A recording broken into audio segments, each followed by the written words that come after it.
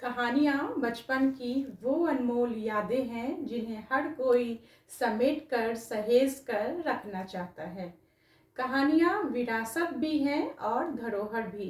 Hello friends, कहानियों की पोटली में आपका स्वागत है। मैं हूँ रचना। इंतज़ार की घड़ियाँ हुई समाप्त और अब वक्त है एक नई कहानी का। हमारी आज की कहानी का नाम है ससुराली लोटा। ये एक बहुत ही रोचक कहानी है और सच्चाई के बहुत करीब भी। इस कहानी में कन्हैया लाल नाम के एक सज्जन अपनी पत्नी के साथ बहुत ही हंसी खुशी से रहते आ रहे हैं। सादा जीवन और उच्च विचार के उपासक कन्हैया लाल ने जीवन को बहुत ही संतुलित तरीके से जिया है। इनकी पत्नी भी बहुत शिक्षित और समझदार महिला हैं। इनकी शादी को लेकर क्या किस्सा हुआ ये तो हमें नहीं पता, पर कन्हैया लाल को ससुराली चीज़ों से बहुत एलर्जी थी और समय समय पर वो इनको निपटाते भी रहते हैं। एक समय की बात है, कन्हैया लाल को 5,000 रुपये चाहिए थे। 5,000 रुपये कोई बहुत बड़ी राशि नहीं है, पर परिस्थितियां कुछ ऐसी बनी कि रुपयों का इंतजाम नहीं हो पा रहा था। इधर सर्दियों ने भी सितम ढाना शुरू कर दिया है, सो कन्हैया लाल का ज्यादातर समय छत पे खुली धूप में ही बीत रहा था। एक दिन की बात है, कन्हैया लाल छत पे बैठे बैठे रुपयों का हिसाब किताब कर रहे थे। तभी उन्हें प्यास लगती है। छत पे एक लोटे में पानी तो रखा हुआ था, पर उस समय ग्लास नहीं था और संजोग से पत्नी भी उस समय छत पे नहीं थी, कुछ काम से नीचे के कमरे में आई हुई थी। तो कन्हैया लाल ने सोचा कि चलो लोटे में जल रखा है तो लोटे से ही पी लिया जाए, पत्नी को क्या कष्ट देना। तो वो क्या करते हैं, लोटे में से ही वो पानी पीना शुरू कर देते हैं।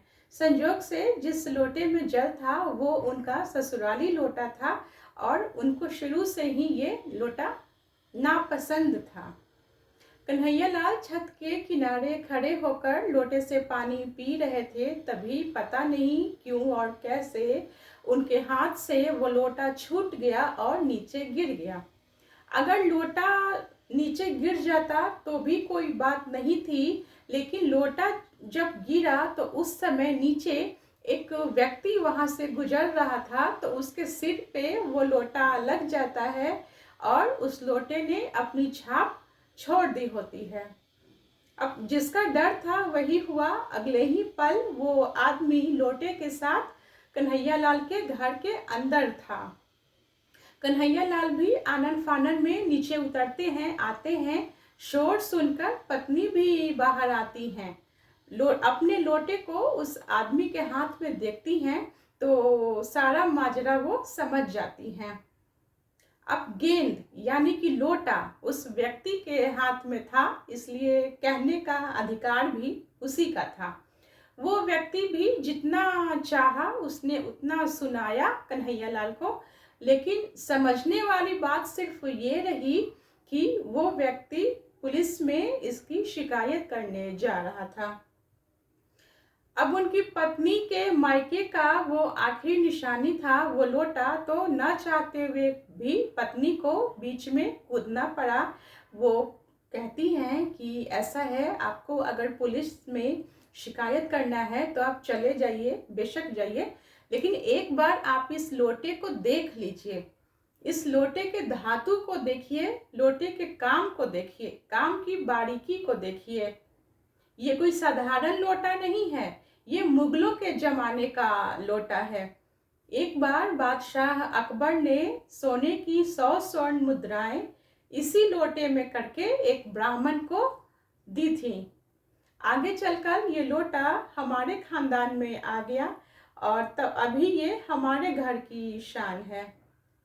अगर आप चाहें तो इस लोटे को अपने पास रख सकते हैं और अपने घर की शान बढ़ा सकते हैं। इसके बाद पत्नी ने कन्हैया लाल को कुछ इशारा किया। कन्हैया लाल पहले से ही तैयार थे। इन्होंने भी मौके पे चौका जड़ते हुए कहा कि मैं इस लोटे को हरगिज़ नहीं बेचूंगा, फिर चाहे कोई मुझे 1,000 रुपये दे या 2,000।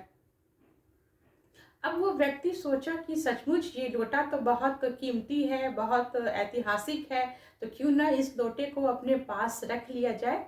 तो वो कहता है कि अगर मैं 5,000 रुपये दूँ तो क्या आप ये लोटा मुझे दे दीजिएगा। अब कन्हैया लाल के दोनों हाथों में लड्डू था। एक तो उन्हें बैठे बिठाए 5,000 रुपये मिल रहे थे और दूसरे उनका ससुराली लोटा उनसे विदा ले रहा था। मायके की आखिरी निशानी के जाने का गम तो पत्नी को था, पर जाते जाते भी ये लोटा उनके पति के काम आ सका, इस बात की तसल्ली उनके चेहरे पे साफ दिख रही थी। तो ये थी हमारी आज की कहानी ससुराली लोटा। वीडियो को लाइक कीजिए, शेयर कीजिए और चैनल को सब्सक्राइब कीजिए। नमस्कार।